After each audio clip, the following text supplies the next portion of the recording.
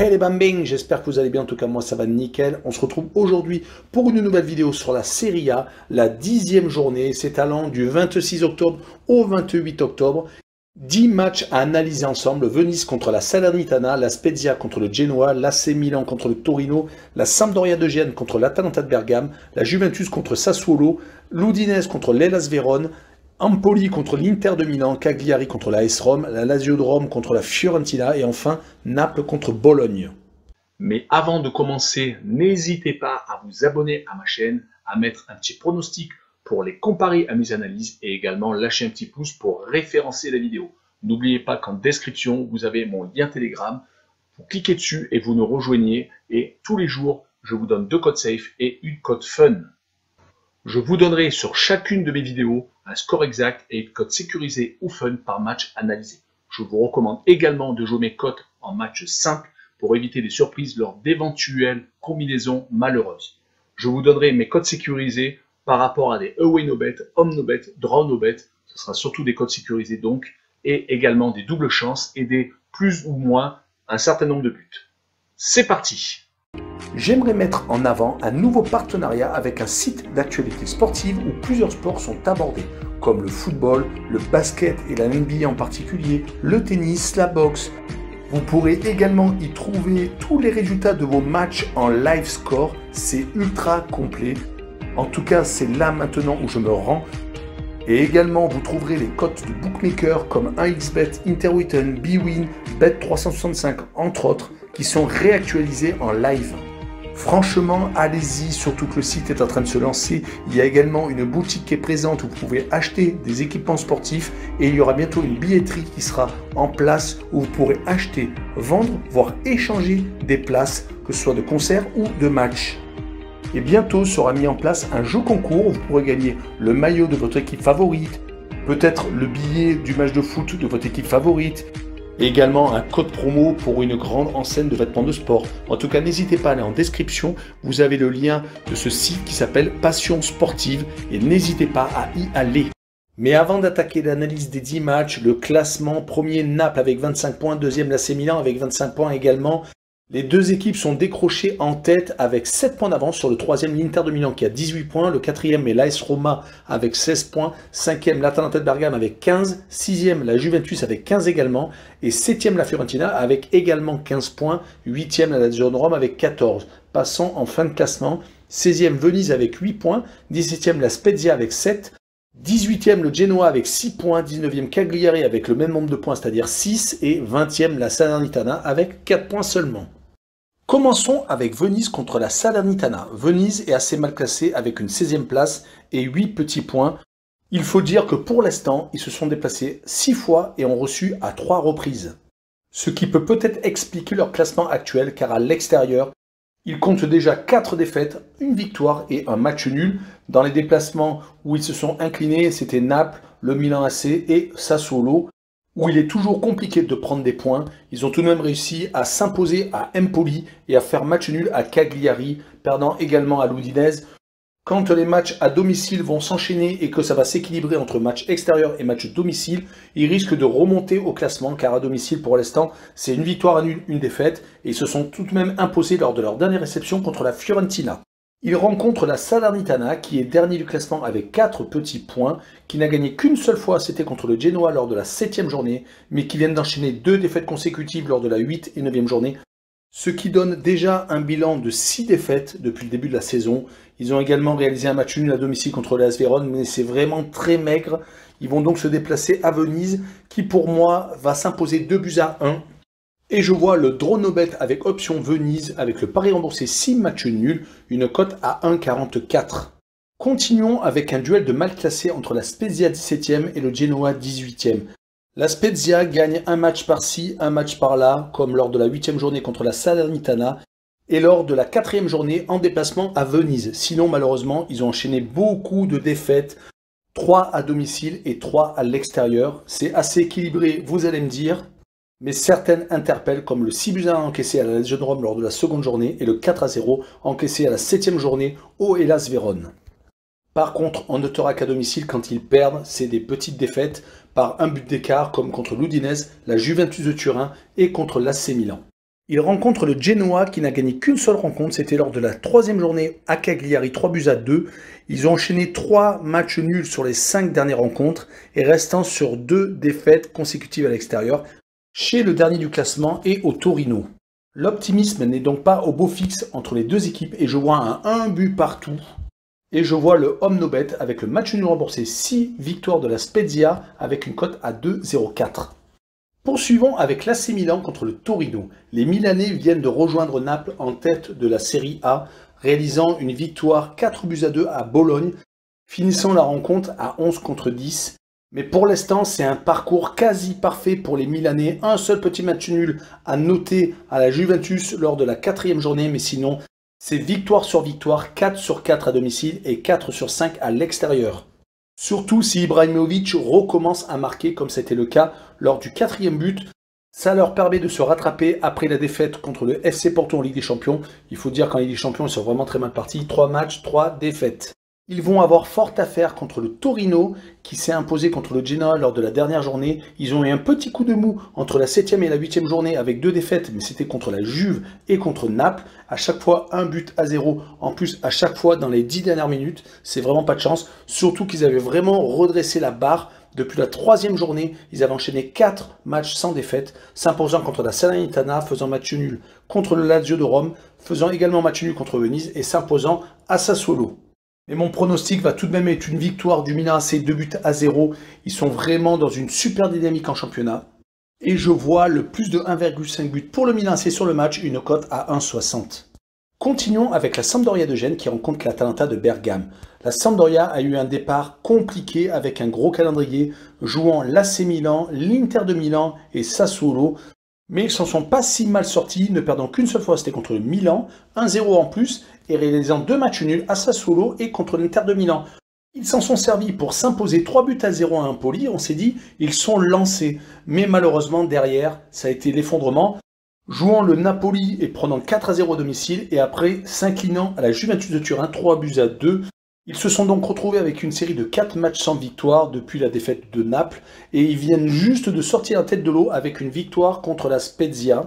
Ils se retrouvent malheureusement dans le ventre mou du classement avec une rencontre compliquée contre l'Atalanta de Bergame qui doit se relancer après 2 mauvais résultats, une défaite à Manchester United où ils ont été renversés menant 2-0 et perdant 3-2 et le match nul à domicile contre l'Udinese.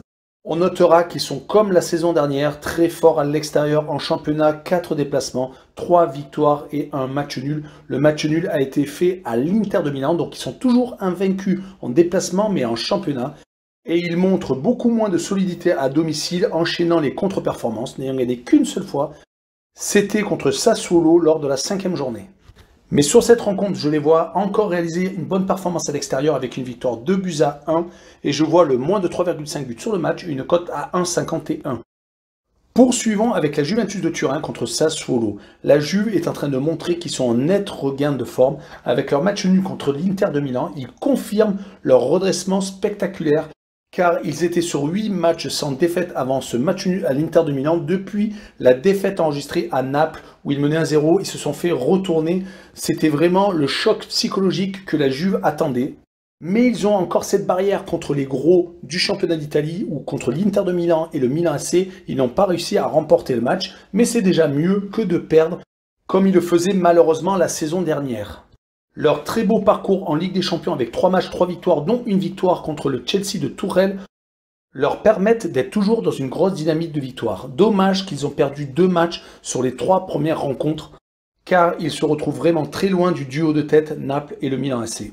En tout cas, ils se retrouvent actuellement sur une série de 4 victoires et un nul. Ils vont essayer d'enchaîner contre Sassuolo, qui n'a actuellement pas les résultats de la saison dernière, qui n'ont gagné que 3 fois sur les 9 premiers matchs, perdant contre les gros, c'est-à-dire l'Atalanta de Bergame, l'Inter de Milan, l'AS Rome, et ils ne battent que des équipes de seconde partie de tableau comme la Salernitana et Venise. Sur cette rencontre, je vois une victoire de la Juventus de Turin, 1-0 et continuer sur ses standards actuels, et je vois le moins de 3,5 buts sur le match, une cote à 1,52. Passons à l'Udinese contre le Hellas Vérone. L'Udinese avait parfaitement commencé son championnat, accrochant même la Juventus de Turin, et commençons par 2 victoires et 1 match nul.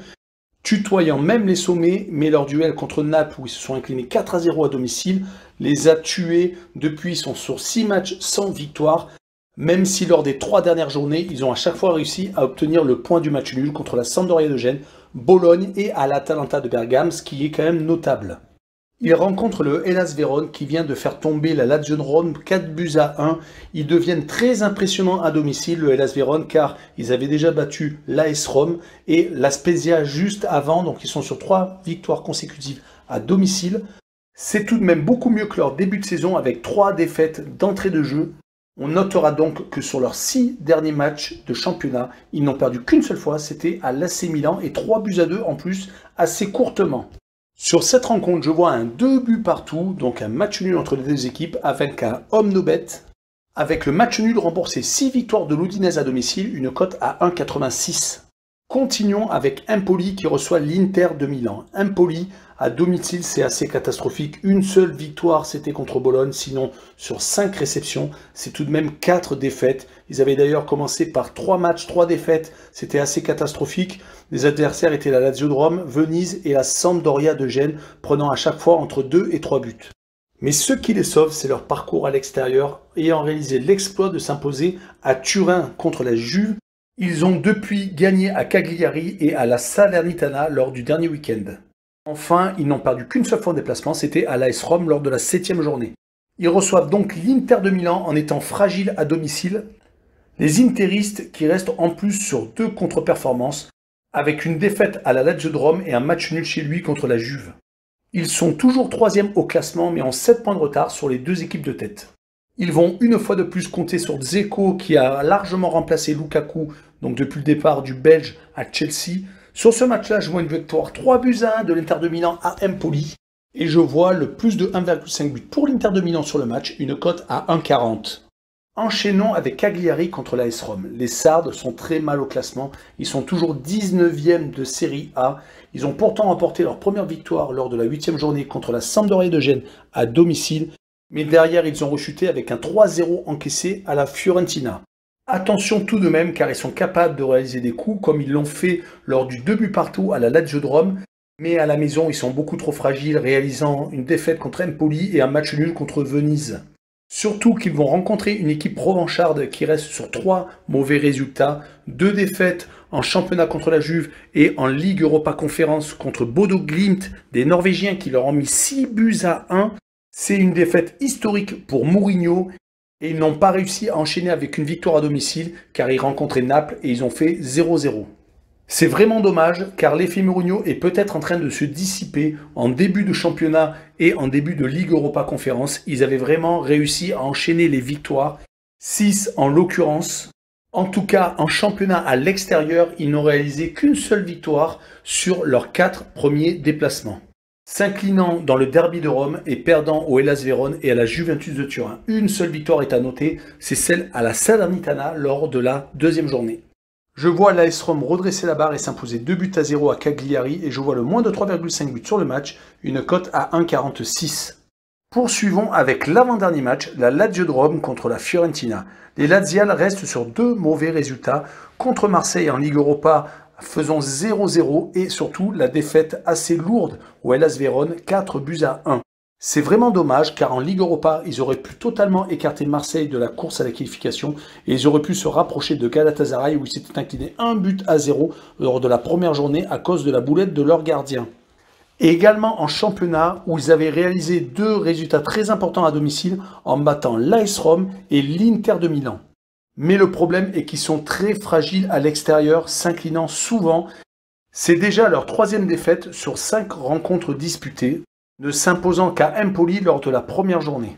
Mais quand on voit l'ampleur des défaites, surtout contre des équipes qui ne sont pas dans le top 6 de la Serie A, on peut se poser beaucoup de questions. En tout cas, ils jouent à domicile contre la Fiorentina, qui vient de s'imposer 3-0 lors de la dernière journée face aux Sardes de Cagliari. La Viola a du mal contre les gros cette saison, s'inclinant contre l'Inter de Milan, contre Naples et contre l'AS Rome. Une seule victoire de prestige, c'était à l'Atalanta de Bergame lors de la 3e journée, mais l'Atalanta est assez fragile, on l'a vu un peu plus tôt quand elle réceptionne. Mais on notera que sur leurs 5 premiers déplacements, ils se sont déjà imposés 3 fois loin de leur base. Seront-ils capables de s'imposer à Rome contre la Lazio qui a une série d'invincibilité au-dessus des 15 matchs? Sur cette rencontre, je vois une victoire de la Lazio de Rome 2-1 et je vois le draw no bet avec option Lazio de Rome avec le pari remboursé 6 matchs nuls, une cote à 1,40. Finissons avec le Napoli contre Bologne. Le leader de la Serie A est époustouflant cette saison, ne se faisant accrocher que lors de la dernière journée, sinon ils avaient fait un parcours parfait, 8 matchs, 8 victoires. Seule la Ligue Europa peut mettre un bémol à leur excellente entame de saison.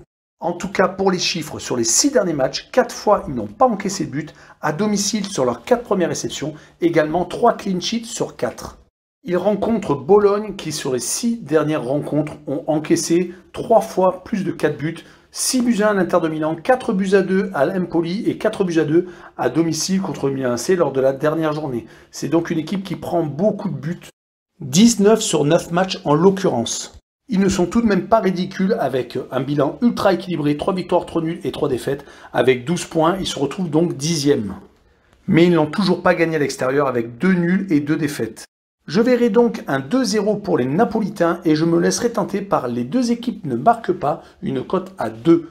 Voilà, on en a fini avec la Serie A et cette 10e journée. N'hésitez pas à nous rejoindre sur Telegram, le lien est juste en dessous de la vidéo en description. Également, il y a le site d'actualité sportive Passion Sportive et également abonnez-vous. Ciao les bambins!